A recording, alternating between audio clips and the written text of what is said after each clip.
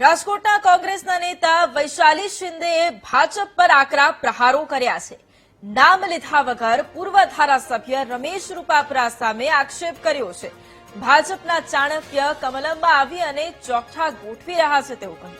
ભાજપ હાર ભાડી ગયું હોવાથી કોંગ્રેસના ઉમેદવારો ઉપર દબાણ કરતું હોવાનો પણ આક્ષેપ કર્યો છે. કોંગ્રેસના ઉમેદવારોને ફોર્મ પાછું ખેંચવા ધાક ધમકી અપાતી હોવાનો પણ આરોપ લગાવ્યો છે.